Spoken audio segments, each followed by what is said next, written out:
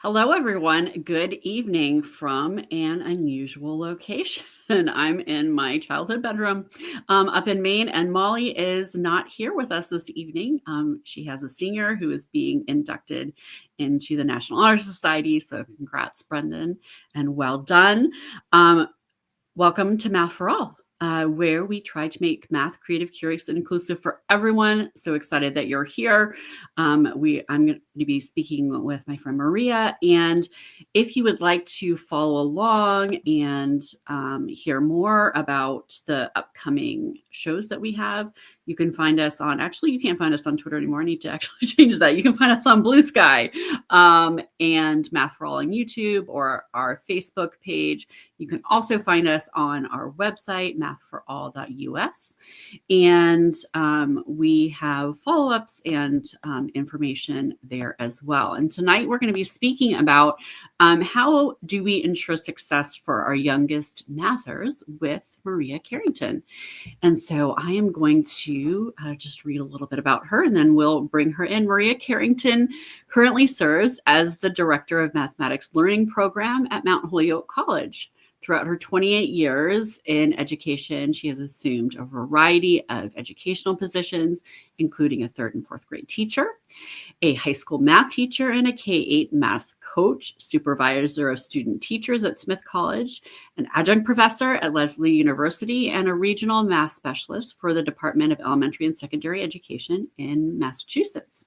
Marria is passionate about empowering teachers to understand how children make sense of mathematics and how to move each student forward in their mathematical understanding, as well as build a system that supports teachers doing that work. And so here is Marria.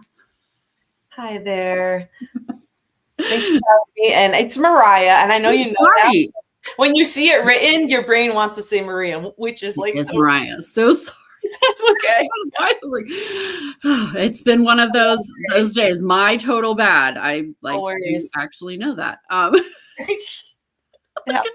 When people know me, then they see my name written, and they, yeah. So, welcome, Marria. And we're so glad to have you here. And we always love to start with what is your math story? Thank you. So I guess, my math story, I've shared it with people, and I've found with educators, it's similar to many of us that go into teaching. I actually loved math growing up and thought I was good at it and understood it. And then realized, I was good at mimicking. Didn't really understand it. When I hit calculus in high school, it frustrated me that I could get an A and had no idea what was going on. So I went to college. I went to Mount Holyoke as an undergrad and took one math class, number theory, just because I had to. And my love of math had left me. And I studied Arabic studies and Middle Eastern history and culture, and religion, and language, and did the whole liberal arts, experience, which is fabulous. And then I really lucked out to get my master's at Smith College and to student teach with Jan Samazik, who was a mentor of mine. And to be in her classroom, and she is an incredible teacher of all subject areas, but math is, she's amazing at math. And so I fell back in love with it. And after my first year teaching 3rd grade, she told me that I needed to go to summer math for teachers at Mount Holyoke College. And I was like, whatever Jan says to do, I'm doing. So I remember Jan having this experience at Mount Holyoke in the summer. We used to go and stay in the dorms. And I loved that. I went there as an undergrad. And that was before it turned into the program that I now direct. But it was called Summer Math for Teachers. And it was like the summer of '96. And I remember we were doing a activity around different number systems. And we had to create our own number system.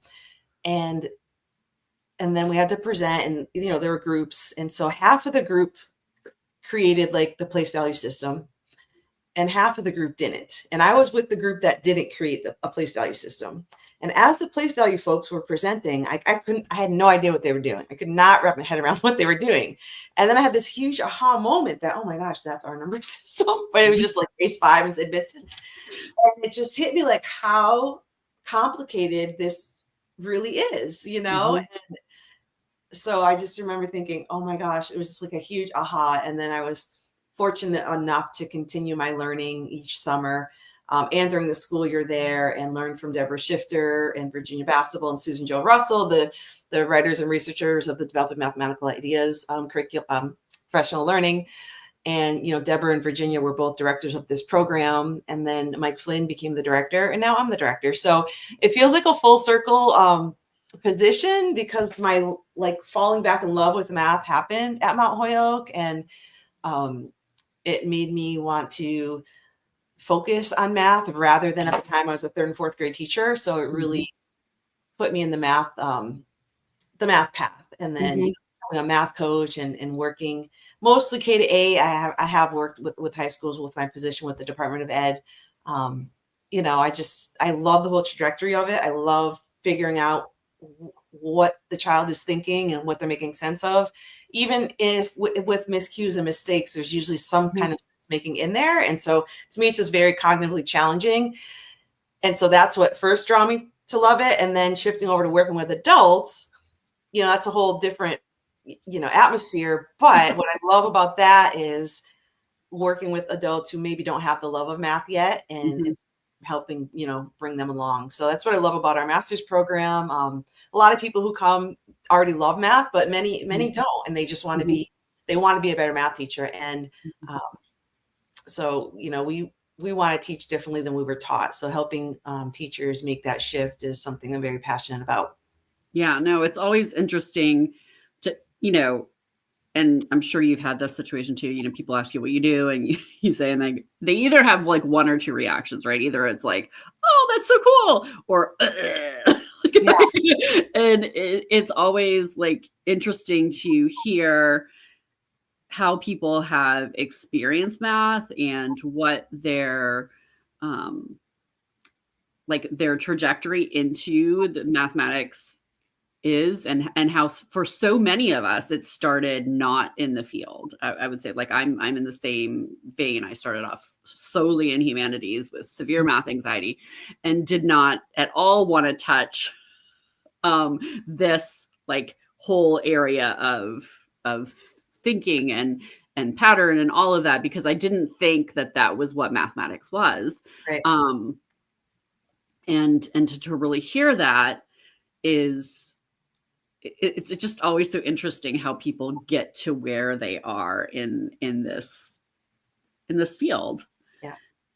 I remember having, one summer, one of the first summers doing those math classes, and thinking, gosh, if I could just take these classes for the rest of my life, I would be so happy. Like, I loved engaging with the mathematics and seeing how different people think about things, and finally really making sense of it for myself, even though like I'd always had like a strong math identity. It got shook twice. It got shook in 7th grade. I had a 7th grade teacher, Mrs. Appleby, giving her a shout out. I don't know if she's listening.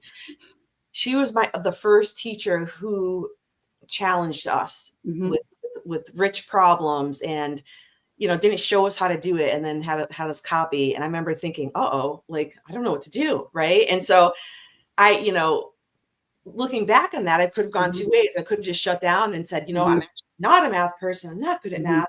And I didn't. I stuck with it. And I was talking to Deborah Shifter in Virginia last fall. And Mount Holyoke being in South Hadley, I went to public school in South Hadley. That's where I grew up. I said, did you work with any South Hadley teachers, back in the late 80s? Because the program started in like 84. And I was in middle school like 84 to 88. So, and they're like, we did. I said, because I had this one teacher who was like different than anyone else. And they said, who was it? And I said, Mrs. Appleby. She goes, she was in our program. Yeah, and that's awesome. I like almost cried, because I'm like, oh my gosh, like that had such an impact on me. And then I had a high school teacher as well, Mr. Sheridan, rest his soul, he has passed away, was also, in the program. So I feel like it was meant to be that I kind of come full circle, and I'm now trying to continue bringing this program forward. So it's just interesting how things line up, Yeah. So in thinking about what we do for our youngest kids, and I want to like, maybe like, this is a question that we're going to talk about, but I'm going to have you like define, like, if you've watched our previous show with Deborah Pert, you may have heard this, but How do we ensure success for our youngest mathers? And could you talk a little bit first about what it means to be a mather? Yeah, so I didn't see your show with Deborah, but I do want to give her the shout out. I heard her talk about Mathers, gosh, a few years ago at the Florida conference, and we were on at the Access and Equity Committee down here in Florida for the FCTM. And she teaches in the Mountain Work program, so we've become good friends. So I'm always trying to use that word. And so really a mather is someone who makes sense of math in the world. And we, just like we read and we're readers and write and we're writers, we're mathers. So I'm trying to use that word instead of mathematicians. And I know when I taught third grade, I would say, this is what mathematicians do. And there's nothing wrong with that. Yeah. But it's just, there's a connotation about mathematician that it's not for everyone. And so we want to just more normalize doing math and thinking mathematically. So she describes it much better than me. So I just want to make sure people go to the source. But my interpretation is like, we need to use this word. We need to get it in the dictionary like she wants to, and just destigmatize math. And yeah. And another reaction I meant to say earlier when you said people are like, oh, like so excited for you if you say you're doing math stuff, or like, oh, math. I also get sometimes, oh, you must be really smart.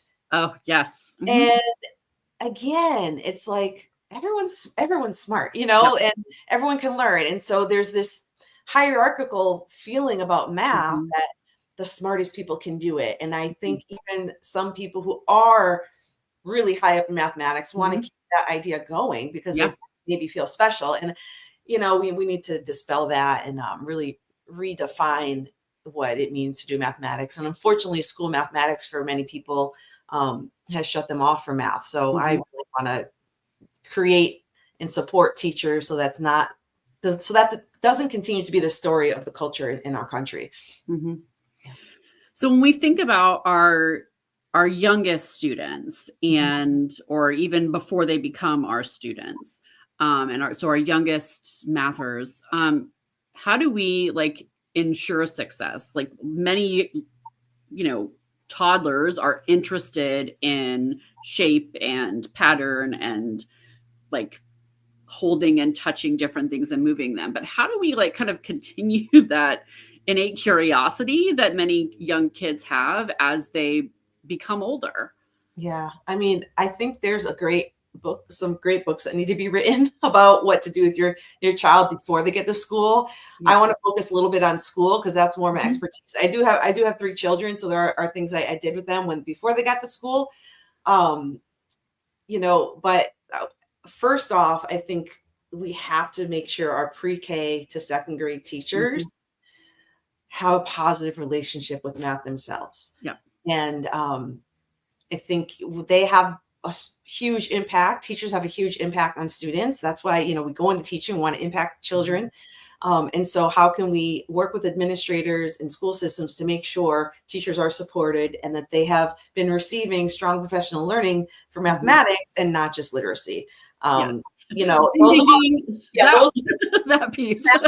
We've known for a while with Duncan's research that early numeracy is a stronger predictor of success than early literacy, and it predicts both math and literacy, and that those studies were done and have been replicated, and it's about what kids are bringing into kindergarten. So I'm really interested in getting involved with preschool, doing some work in preschools. There's some interesting programs down here in Florida that I'm trying to connect with. But I think we have to invest in our teachers. So that's first. So with our students though, oftentimes parents think doing math is symbolic. It's expressing those facts. And I think, they go right to recognizing the numerals, and sure, recognizing the numerals is something that needs to happen, but more of the one-to-one correspondence, getting that sequence down, noticing math in the world, just counting as much as possible. I have a great nephew who was 1 in November. And so of course the books Auntie got him were the math counting books. And then, just working on some of that vocabulary. A lot of it in the beginning is vocabulary. So the way our young teachers of our youngest mathers know how to teach vocabulary for literacy, it's just, there's nothing really mathematical about learning that those 2 symbols, you say 10. I mean, that's just vocabulary. So we need to get that going. I remember reading Outliers with Malcolm Gladwell way back when. and they have the chapter about math, and Mhm. it just analyzed how most Asian languages, the language of the Which numbers yeah. connects to the quantity. And so a 4-year-old in coming up with one of those languages Mhm. is be able to say that sequence way further than us. They don't have the Mhm. words like 11, 12, 13, 15, right? So how do we, get that vocabulary down and then make math happen, right? Like Mhm. every time you're going down those stairs or up those stairs, it's, saying those numbers, getting that one-to-one correspondence. Dr. Ann Collins, who used to be at Lesley University and was on the board of NCTM, was a mentor of mine. And, um, she had great grandbabies. So she was like, I'm like, you need to write the book. She never did, but she would tell me all the stuff she was doing with her grandkids. And at that time, my kids were past the 5-year-old mark. Mhm. Um, but just, I think everyone knows cooking and all of Mhm. that actions when you get older, but just asking those questions, Mhm. what comes before, what comes after, a lot of, that's a hard concept for people. So, if kids are excited about their birthday, well, if you're 3 now, what are you gonna be next year? That's the number after. And what were you last time? That's before. So working on some of that as well. And then, having them touch items and count and count. Like, um, one thing I work with kindergarten teachers on is not trying to push the counting on strategy in kindergarten. We know it's more efficient. Yep. However, there's, if you look at Dr. Les Steffi's research from University of Georgia, I think University of Georgia, he sat with so many young children and documented the stages they go through to make Mhm. sense of quantity, and going from a perceptual counter, someone who needs to see it and touch it and feel it. There's a stage in between that and counting on, and that forgotten Mhm. figurative stage. Kids need a lot of experience counting those collections, and Mhm. not for a teacher to say, well, I told you there's 18 there, now here's 4 more, how many? Right. They still need to count that 18 so they Mhm. conceptually own that quantity. So thanks, Dawn. I got Dawn in the chat here, and we'll talk about Dawn after. She's an Yep. author of Numeracy for All, which is a fabulous book. Y'all should check out. Yeah. So, I think we can get it done in school. I think we have to let go of this idea that kids are going to come into kindergarten with certain skills. Yeah. Okay. Because we can't control that. We can't Right. control what they were exposed to or not exposed to. What Mhm. controls our belief that they can learn the math, and our Yeah. belief that we can teach it. And so how do we amplify the experience for the child that comes in who can't count to 10 yet, doesn't have that sequence? Right. You've got that child in your classroom, and you've got a kid that maybe their mom is a teacher and the kid can count to 100 already. Right. So the kindergarten year is huge. And Mhm. so often math is a second thought, right? So I Yeah. really want to support kindergarten, support principals, and knowing you can't have math at 2:15 every day with 5-year-olds. I mean, with this school I was a math coach in, literally math was at 2:15 in kindergarten, 2 Mhm. o'clock in first grade, and 2 o'clock Mhm. in grade. And school was over Yep. at 2:52. Yeah. Now, the adult is at their worst Yep. that time. The children are exhausted. Now, something Mhm. has to go last, but that doesn't have to be the same thing for 3 years in a row. Right. So I really have to think hard about that. And the teachers fought me on it. Oh, no, it works. It's good for them in the afternoon. I finally got one group to try it in the Yeah. morning. And then, it took over. So, how are we weaving in other math throughout the day? Right. Mhm.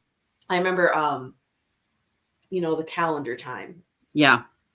For some teachers, I did 20 minutes of math in the calendar, and I watched the calendar time, and Mhm. they're doing the best with what they know. And it's like, Yep. actually, no, you didn't. You did some social studies. You Right. identified some numerals, and Yep. tomorrow is Tuesday, and it's the 8th. Like, I'm not saying Mhm. it's not good, but you can't count that as 20 minutes of math. They Right. weren't touching quantities. They weren't counting. They weren't actively, grappling with things. So Mhm. we really have to help teachers know what strong mathematics looks like, in kindergarten. And unfortunately, I don't think the programs are getting it done. So to me, Right. it's about the teacher, and Yeah. a teacher who knows the math, who knows how Mhm. children make sense of it, teacher who knows the trajectory.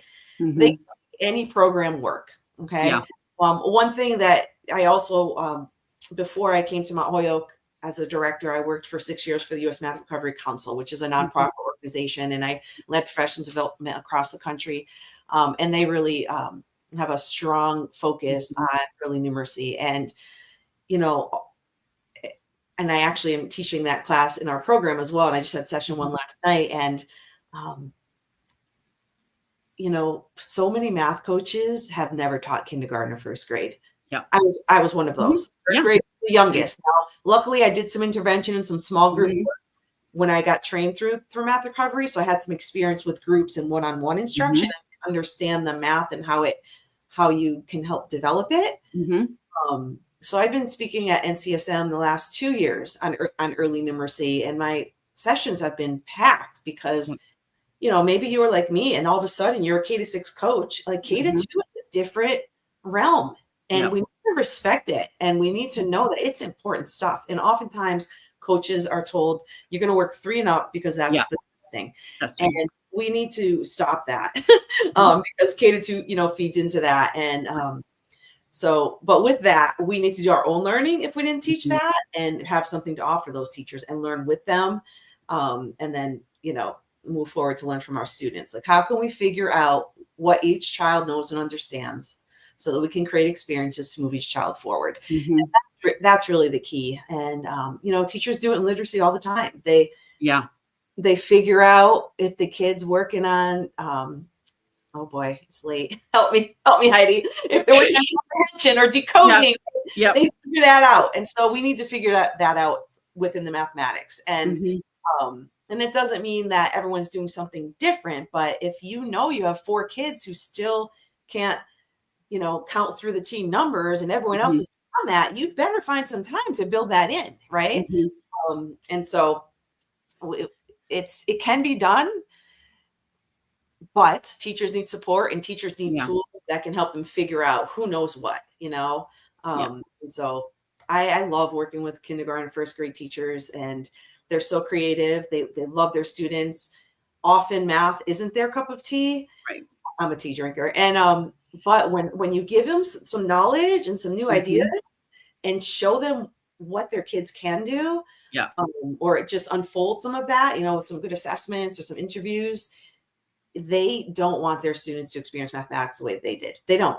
And so they are highly motivated, and they just need the support and the access to the knowledge of how kids make sense of that math. So now let me stop. No, like I feel like that is when you see a masterful like early child, like K-2 teacher, because I do feel like that is the focus for so many years has been literacy. Like get them reading. Even though the research has, you know, shown that is not the thing that it has been made to be, right? And who we provide professional development for, who we provide coaching assistance for, where we put our time and effort, is often either on literacy or on tested only grade levels, right? It's like, oh, we're only going to deal with those grade levels. We don't have resources or time or money to deal with, like, to help and support and build the mathematical toolkit for the teachers who are teaching our youngest students, and to really build the foundation for all of the work that's going to come after. And when you see or find like these master, like Alice Kunis, like say your name, your ears can start ringing. When you see what can be done in those spaces with really young children, and the systems that can be put in place to give kids the opportunities to count and put their hands on things, and to use a variety of manipulatives in so many different ways, and think about it, you know, as you, like, if these 5-year-olds can do this, there's, you know, like, it takes away from like all of the excuses that all the way through high school, no, they are 100% able to do these amazing math focused activities and have learning experiences that we often don't put on the table for them. because we decided that they're too young. Sorry, like when you don't put your phone on. No problem. Yeah, I mean, I remember when the, standards based on the Common Core came out, and the standard in kindergarten was count from any number within 100. Mm-hmm. And I was working with a kindergarten team, and they're like, they can't do that. No. And, when you look at Dr. Karen Fuson's research and you see what our youngest mathers can do, the question is, do you as the teacher, do you know what to do to get them to do that, right? Yeah. How do you create those experiences? And it's okay to say you don't, but so often as adults, we say it's not developmentally appropriate, when actually research has shown they can do it with the proper experience, Yeah. And so we just have to help and support, and teachers are doing the best they can with what they know at the time. And when they have some other information, I always tell them after when they take this early numeracy course, some feel bad, like, oh no, like I taught that in a really procedural way, and now I'm getting that it's more conceptual and they need this, and it's like, it's okay, like feel bad about yourself 2 years if you're still doing the same thing. Then you feel bad about yourself, but don't feel bad about yourself just yet. Yeah. And I remember when I had that aha moment in one of those classes, Jill Lesser, who for years had been the assistant director at Holyoke, I said, oh my gosh, Jill, I was a third grade teacher at the time. And I said, I totally just told them how to do that. I did not set it up for them to make sense of that. And, I just, you're like beating yourself up. And she's like, Marria, they weren't ready to learn it. It just went in, it did not stick, and went out. And I'm like, oh, that's true. I'm not going to feel as bad, wasted some time. Yeah. And so, and I also think like the kids should be loving mathematics in K1 and 2. I mean, every year, right? But if you've got kids not liking math, we're not supporting teachers enough. I remember we had this little boy who cried every day, and it wasn't in math. He just had some emotional stuff. Every day in kindergarten, every day in first grade. In second grade, I was going through my math recovery training, and I saw him, and he wasn't crying anymore. Let's call him John. That wasn't his name. Let's call him John. And I had to take a one-on-one, like 4 different students. It could be first graders, second graders. If this was a second grader, but I know he didn't learn anything in kindergarten first, because he literally cried all day and had this severe anxiety, but he wasn't crying anymore. So I took that child, and for the 50 lessons, one-on-one, half hour, and his face of joy when he went from where he started with me to where he ended up. I mean, it was just glorious, So many students often get tagged with an IEP for math. And they don't have a math disability. Right. It's a very small percentage of children who do. And our guest Dawn here, her book is about, special education and math. You'll have to have her on the show. For sure. I texted her earlier today. I'm like, you got to go on the show. But like, we're starting to book for next season, so we'll be in touch. 6 or 7% of students have dyscalculia. I mean, that's it. Now, do other things can affect math, right? Executive functioning, yes. But at one point when I worked for the Department of Math, we had, I think 25% of kids on IEPs had IEPs for math. And, some guy from Harvard did a big study, and we're like, what is going on here? So it's like, it's not a disability. They just haven't learned it yet. And have they had 3 strong years of instruction, K1 and 2? And I'm not saying teachers aren't doing a great job, but have the teachers been supported to really know what each child has and know how to move them forward? And unless the school has really invested in strong professional learning, whether it's math recovery, as well as developing mathematical ideas modules. So luckily in my master's program, I brought both of them together. So which is like a dream, because both of them had such an impact on me. Then, teachers aren't coming in knowing that. Right. And especially if they choose to teach K to 2, there's studies that show often it's because they have math anxiety. Yep. As you know, with your research. Yeah. So, I mean, it's those kind of things. And it's not, so many of us have not had the experience of learning in those ways in a non-pressurized situation ourselves, where we have the time to develop that thinking and learn conceptually, learn where it's not just abstract. And so once we're able to do that and have the time and space and the instruction or the environment built around teachers to learn that way, it makes such a difference then in what you can do in your classroom. And I feel like a lot a lot of like the math programs that are available like don't necessarily allow for both that like really in-depth time and space. I mean, we still have these moments of like rushing and getting through and like coverage Right. versus really thinking about, okay, what are the key areas that we want like all students to have opportunities to spend time and develop their thinking around in order for them to have a much greater mathematical experience as they move forward. Yeah. And I mean, I don't know if you've read the updated math identity book. I'm looking behind me. Um, that you know which one I'm talking about. Yes.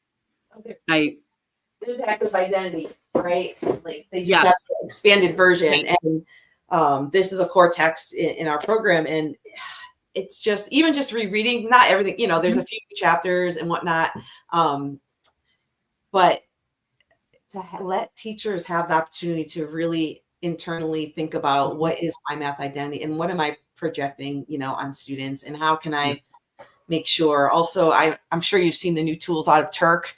Yeah. Those are amazing. If I want to give them a shout out, Yeah.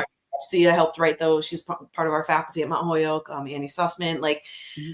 those interviews and hearing Mhm. from kids, right? Like I've said this to principals. Look, you can have this idea of what you think the teacher should be doing, but Yes. have you asked the students what their experience is? Yes. I mean, you might think that's best looking math class, Mhm. but have you asked the kids how do they feel about themselves as mathers? Mhm. And what do they think their classmates think of them? And what do they think their teacher thinks of them? Mhm. I know Amy Chang probably Yep. talked a little bit about that, and they're doing incredible work with that. And those tools are free for everyone. We should, I don't know if you do links after, but we should Yes. put that in. Yeah. Yeah, we haven't already, but it's just people are out there doing amazing work to support our field. And Mhm. we just have to, help principals make the time for it. Talk to those curriculum coordinators, get more math teachers as principals. I think that's really, Mhm. I have a friend who's Yes. a math coach for years, and she's going to switch over to a principal. She's applying for jobs next year. And I'm just so excited for her school because, Mhm. Yeah. we need our leaders to go into the school leadership level as well, as strong math folks. So Mhm. And definitely. really, and put some of the emphasis there. I'm working with a friend of mine for my doctoral program, and her school, and it is that her field was not mathematics, but she's went in and was like, okay, but I know this is what is needed. She's Right. like, they spent all of the, she's new principal to this building. She's like, they've spent so much time. She's like, this has nothing to do with my teachers, like that they just haven't had the opportunity to sit and really dig into the mathematics and what that could look like in their classroom and what experiences they're bringing to their kids and have some support around that. And I think that's so critical. I Like mean, no, as an administrator. teaching self-contained, because I taught third and fourth grade, I taught everything. And it's gotten harder and harder and Mhm. harder for teachers. And people, often it's the coziness to have those kiddos all day. But I Mhm. think we have to ask the hard question, is it the right thing for them? Yep. We send them to PE and they have a different Yeah. teacher, right? Like they're not with you the whole time. And so, if we can, I do think if you can find a teacher to really invest in that Mhm. really wants to be really strong in the math, maybe not in kindergarten, but like Mhm. third grade and up, it's hard stuff. There's a lot in there. Yeah. And if you're really going to think hard about it, you've got to be able to focus on that. And so I think we also have to think outside the box with how we're organizing, our elementary schools, Mhm. um, teaching to the whole child, Yeah. of course. But that same teacher who doesn't have those kids all day, she's Yeah. used to that. She's going to treat her three groups of Yep. math kids like they're her kids all day, like It'll Yeah, be fine. They'll be fine. they'll be fine. Yeah, And and I mean, I've seen it work really well even with kindergarten. yeah, And I so mean, it can be an amazing experience to allow a teacher as well to really dig in and, like, focus a little bit more. It's not that they don't do many of the other things, but I had this one pair, one did more of a literacy focus, one did more of a math focus, and then they had the other things, um, yeah, other contents that they did in addition, but it really allowed the opportunity to really focus in on, like, keeping formative data on one critical subject, yeah. and it was amazing to work with as well and see. And even, can we even think about it like maybe it's not forever like that, but maybe you Yep. do 3 years where I'm doing the math for 3 years. Mhm. You're doing literacy, like, and then we're switching, and then we go back to having all the kids, but we've like spent two, Mhm. 3 years like really engaged in that. And then and I mean every year is different, all the kids are different, Yep. right? But to really do that deep dive, it's really it's needed. And I haven't had a chance. I saw my email NCTM sent out a something in response to, I think NAEP's, was it NAEP scores, or Oh, yes. I I I didn't haven't read it yet either. But read it I on 2024 NAEP math score. yeah. So it just came to my email at 5 o'clock, and I was cooking dinner and whatnot. But um, I mean, if we're going to be, thinking really still being tied to these Mhm. tests, Yeah. even without the tests, like what's Right. best for kids, it's Mhm. best to have a teacher who really loves math and knows what they're Yep. doing, and, Yep. and is excited about it. Mhm. And they all know what they're doing, but you know what I mean, like Yep. really can be effective. So um, and we don't know what kids are going to need in 20 years, right? I mean, Right. the technology, like they have to be able to think and problem solve. It's just so different from when we were there. Yeah. Not It's that we're that old, vastly Heidi, different. but you know what I Yeah. mean. Yeah, This is no, years. absolutely. No, I'm definitely that, like, like, you feel it more and more all the time. So we've talked a little bit about your program, but tell us a little bit more about how people can learn about either you, Mariah, or your program that you represent at Mount Holyoke. Sure. Well, you can always just email me. I love to talk, um, especially about math, and I love to talk about books. So if you want to learn more about me, recommend a good book for me to read. I read a lot, and so does my friend Ron.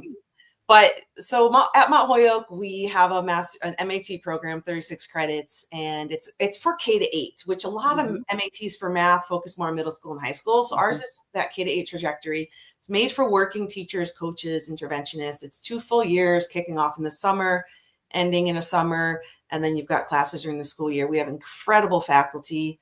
Jan Zamazik, I Mhm. mentioned before, Marta Garcia, Amy Chang. I'm forgetting Virginia Bassable. Okay. Yeah. Mother, So many it's like people, yes. teaches in our program, Deborah's, in our program. I love being with, our folks, Karen Schweitzer. So a lot of incredible people. And then it's a cohort model. So you get this, sometimes you might be that teacher in your school and you're like one of the only Mhm. ones that like gets Yes. excited about the math. And so this gives you an incredible community in this cohort model. And we're graduating cohort 11 this summer. So although we've Awesome. been around for 40 years, Mhm. a graduate program. Number 11 is graduating this year, and Mhm. Mount Holyoke primarily an undergraduate institution. Mhm. And our graduate programs for all genders. It's even though Mount Holyoke is a women's college, it's our Yeah. graduate program is for all. And we also do professional learning for districts. I was able to send Jan out to Missouri, to Jefferson City, to do a DMI course this summer, and we're working with other districts, in Massachusetts.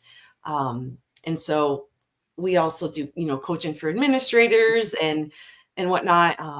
So yeah, I mean, the graduate program is the big crux of what I do, Mhm.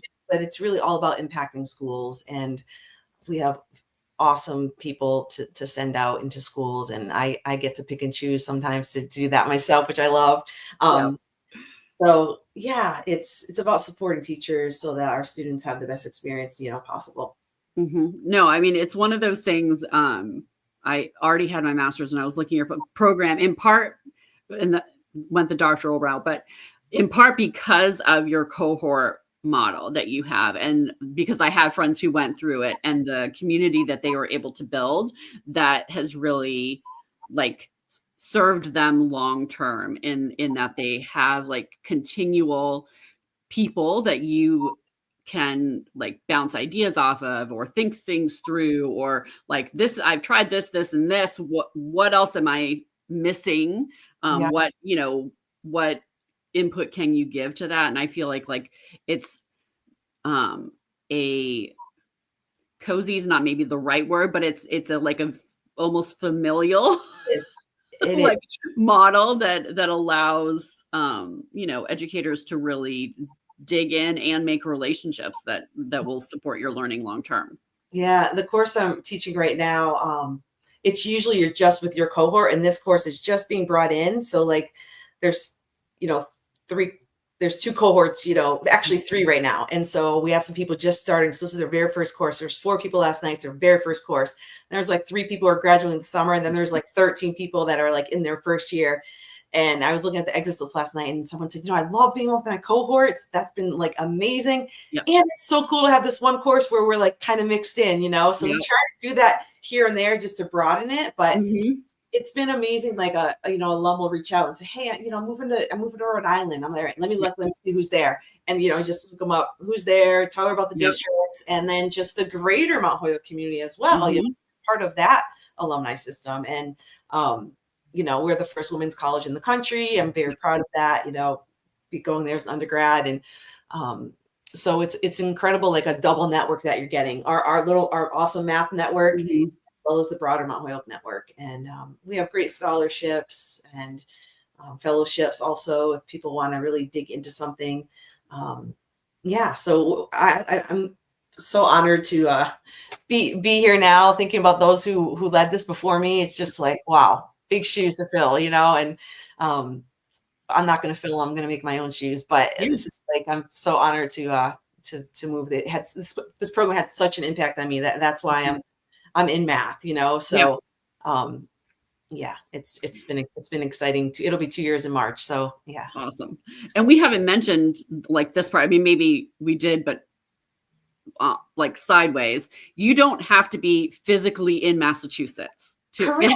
Sorry, like I was like, oh, wait a minute. I don't know that we mentioned that. That's right. We have a student in Mexico right now in our cohort. I know when Mike was there, he had a few international students, but yeah, it's all done live via Zoom.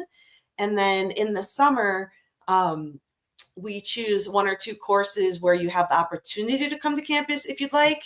And sometimes, we'll have a cohort where there's maybe 8 or 9 people who are pretty local in Mass. So they'll come on campus, and then we Zoom in everyone else. And so then you go in breakout rooms and people in person, people, Mike Flynn did an incredible job. He was like a step ahead of the game, with Zoom and like helping Zoom figure these things out. And so this all happened before COVID hit. So it's like a well, oiled machine. Shout out to Mike.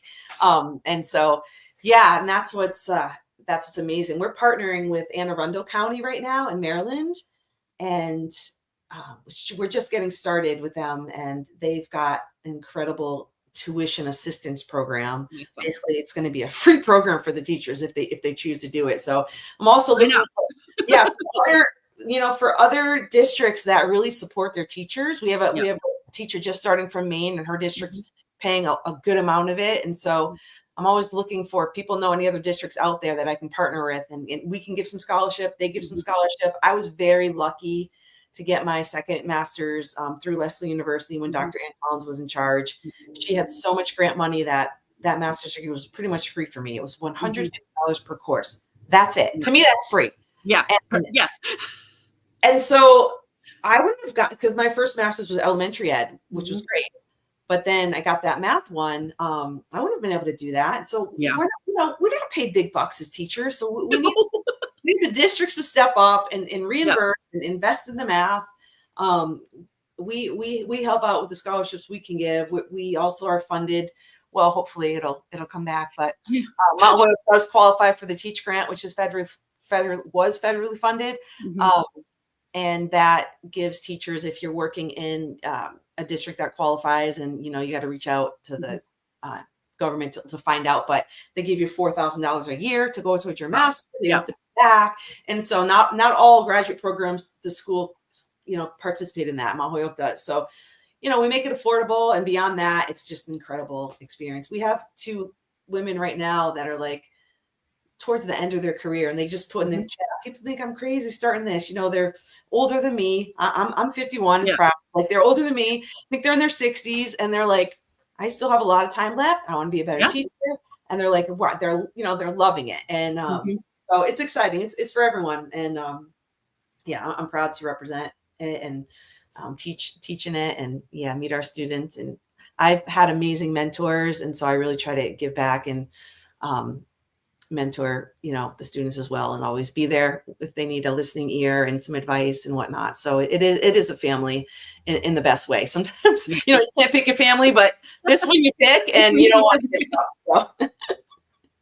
Well, that's awesome. We appreciate so much you sharing about your story and your thinking and your program. And we just really appreciate you being here with us, I or look with me, I guess, just me tonight. yeah, forward to seeing you, Molly, and Worcester at the conference in March. Yeah, that'll be fantastic. That'll be great. And thank you so much for having me. And yeah, thanks for watching, everyone out there. Yeah, Take care. thank you so much. Well, everybody, we are taking. Well, actually, we're not. We're going to be back on February 6th. Megan will be here, and we're going to have a slightly different time due to traveling. So we will be going live at 4:30 on February 6th, but you will always be able to catch it later on YouTube or on Facebook, and we can find you there. But until then, we hope that you will keep math creative, curious, and inclusive for everyone. Have a great night.